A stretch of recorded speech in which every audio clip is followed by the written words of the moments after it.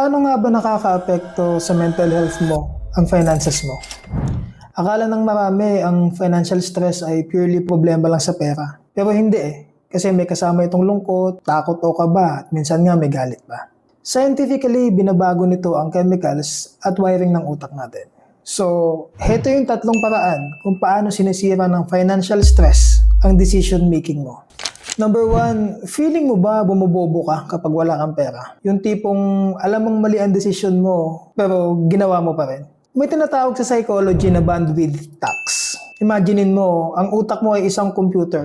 Kapag stress ka sa bills, occupied ang 80% ng RAM mo sa pag-aalala. Studies show that financial scarcity can temporarily drop your functional IQ by up to 13 points. Para kang puyat na puyat habang nagdedesisyon. Kaya minsan, lutang ka o nakakagawa ka ng maling desisyon. Hindi dahil bobo ka, kundi dahil overloaded yung system mo. Kaya minsan may mga pangit tayong desisyon Lalo pang nagpapalala sa sitwasyon natin yon. Pero, wag mo sisihin yung pagkatao mo. Sisihin mo yung biology mo. Ikaw, naranasan mo na bang magkamali ng desisyon o pumasok sa maling deal dahil lang aligaga ka o desperate ka sa pera? Comment mo. Tingnan natin. Number 2, bakit kung sino pa ang gipit, sila pa ang magastos? Paradox, di ba? Pero may explanation kasi dyan. Kapag stress na stress ka sa pera, yung katawan mo puno ng cortisol or stress hormone, you are in pain At ang utak ng tao, program yan para maghanap ng relief. So, ano yung pinakamabilis na relief na naiisip natin? Paggastos. Buying something gives you a hit of dopamine. Kaya ka nag-add to cart o bumibili ng mahal na kape kahit pa nasa kalagitnaan ka na ng petsa de peligro mo. You are not spending because you are undisciplined. You are spending to medicate your anxiety. Defense mechanism yan.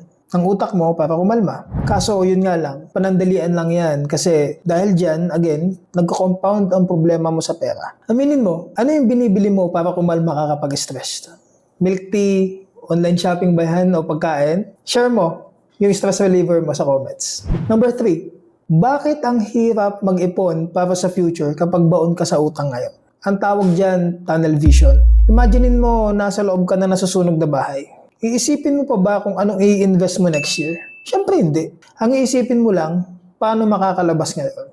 Ganyan ang utak ng taong may financial anxiety. Nakafocus ka lang sa apoy sa harap mo, yung due date na bill bukas, yung pang-grocery ngayon. So dahil dyan nawawala ang peripheral vision mo. Hindi mo na nakikita ang long-term opportunities kasi nakalock-in ka sa survival mode. Kaintindi naman yan. Kaya nga, isa ito sa mga reason kaya ginawa ko tong short videos na to Kapag kasi stress ka na sa araw-araw mong pamumuhay, pahirap din ng pahirap ang gumawa ng magandang desisyon para sa future. So, kung stressed ka financially, magdadagdag lang yun ng mas marami pang stress and so on and so forth hanggang sa nagiging endless cycle na ito at sobrang hirap ng umahon. Ang dami kasi nagkasabi na mga financial experts na magtipid ka, kumayod ka lang, makakaahon ka. Sa totoo lang, hindi naman sila mali. Pero kung sa eksaktong punto ng buhay mo ngayon ay nalulunod ka, anong silbi ng advice na matuto kang lumangoy? Ramdam mo ba ito ngayon? Yung parang paikot-ikot ka lang sa problema at hindi makausad. Sakit, di ba? Comment mo kung ano yung mga naranasan mo ngayon. Pag-usapan natin.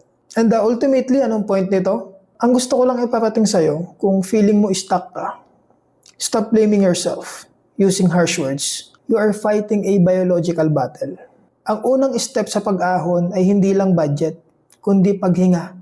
Huminga ka muna. Clear mo yung memory mo, yung RAM mo. You cannot solve a problem with the same stressed brain that created it. And that's my 2 cents.